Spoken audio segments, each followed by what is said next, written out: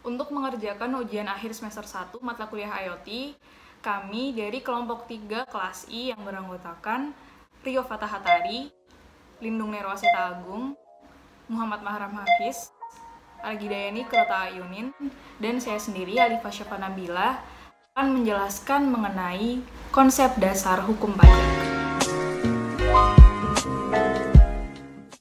Saya akan memulai pembahasan materi kami pada hari ini, yaitu tentang konsep dasar hukum pajak dengan pembahasan sejarah pajak di Indonesia dan pengertian atau definisi daripada pajak secara umum.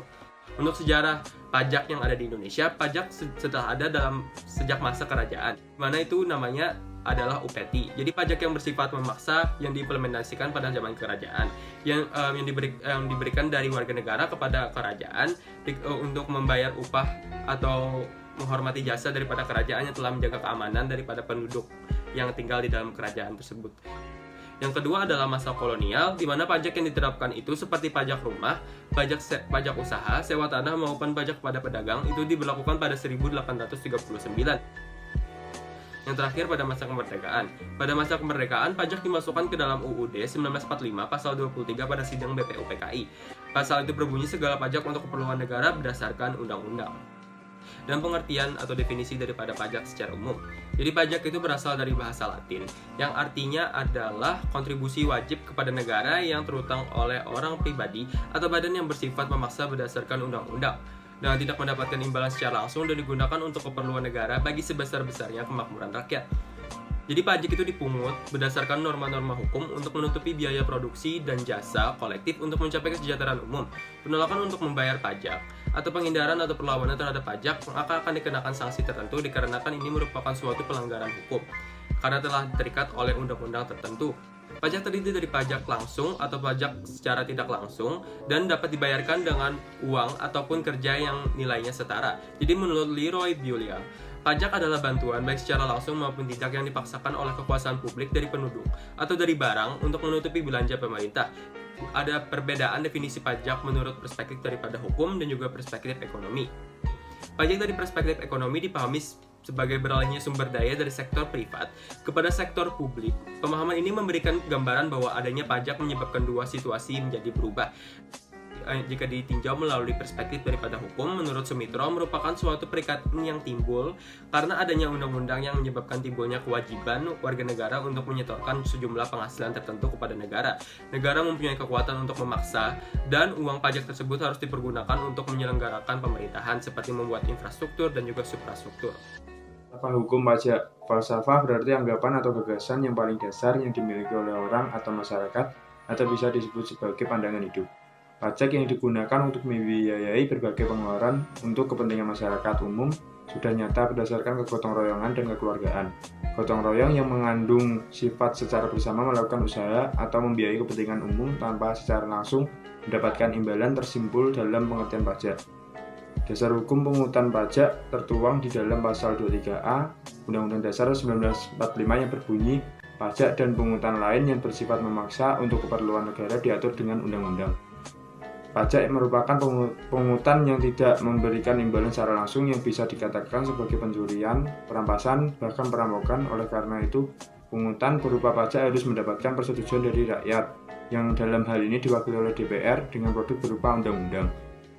Fungsi pajak utama ada dua, yaitu fungsi sebagai anggaran adalah fungsi yang letaknya di sektor publik, dan pajak-pajak di sini merupakan suatu sumber pemasukan keuangan negara dari wajib pajak ke dalam kas negara yang nantinya digunakan untuk membiayai pengeluaran negara, untuk membiayai pembangunan nasional atau pengeluaran negara lainnya. Yang kedua ada fungsi mengatur. Dalam fungsi reguler ini, pajak digunakan sebagai alat untuk melaksanakan mengatur kebijakan negara dan mencapai tujuan-tujuan tertentu yang letaknya di luar bidang keuangan, seperti di lapangan sosial dan ekonomi. Dan fungsi mengatur ini banyak ditunjukkan terhadap sektor swasta. Terdapat juga beberapa fungsi tambahan, yaitu ada fungsi demokrasi, retribusi, dan stabilitas. Selanjutnya adalah pendekatan pajak dari segi hukum atau yang lazim disebut sebagai hukum pajak. Dalam hal ini, pajak menitikberatkan kepada tiga hal, yaitu kepada perikatan, hak dan kewajiban pajak seperti siapakah yang berhak memungut pajak, apa kewenangan memungut pajak terhadap wajib pajak, siapa sajakah wajib pajak itu, serta subjek pajak dalam hubungannya dengan subjek hukum. Ketentuan mengenai timbul dan hapusnya hutang pajak, penagihan pajak secara paksa, sanksi administratif maupun pidana, penyidikan, pembukuan, soal keberatan, hingga kadaluarsa dinilai dan dikaji sejauh mana peraturan tersebut mempunyai kekuatan hukum atau memberikan kepastian hukum. Dapat dikatakan juga bahwa dari segi hukum, pajak merupakan hutang yang timbul karena perikatan yang terjadi hanya karena undang-undang dan bukan karena perjanjian.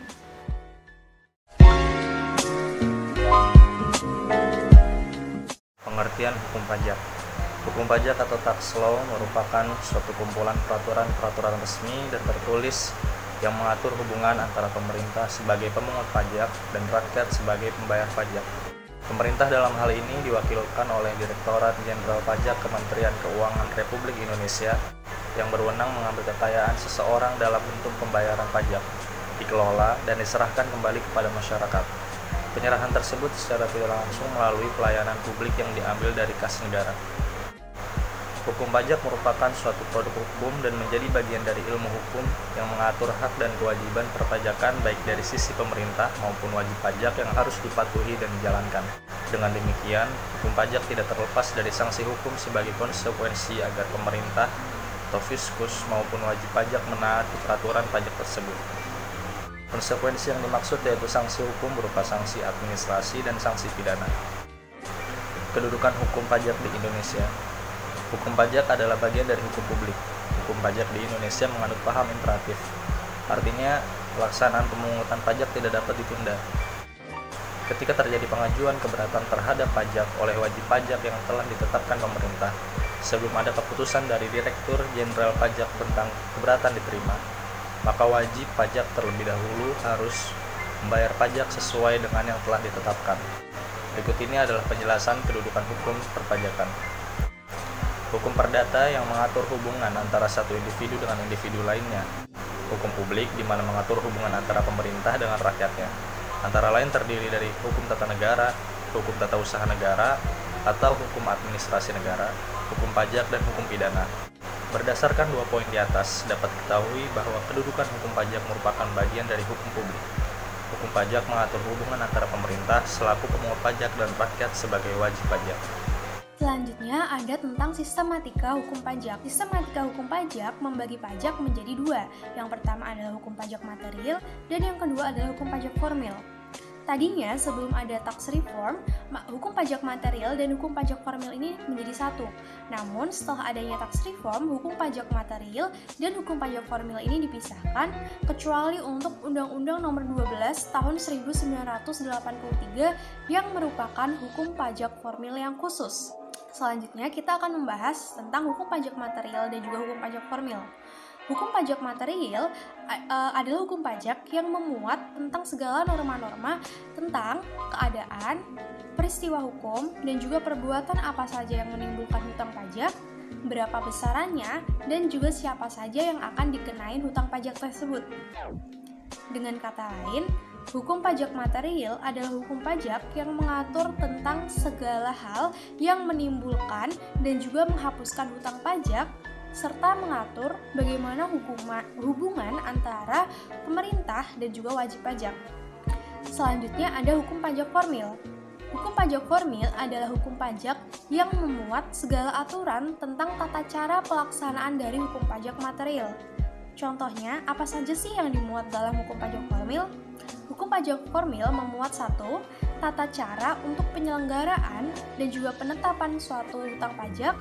Yang kedua, hak-hak apa saja yang diatur dan juga hak-hak apa saja yang dimiliki oleh seorang fiskus.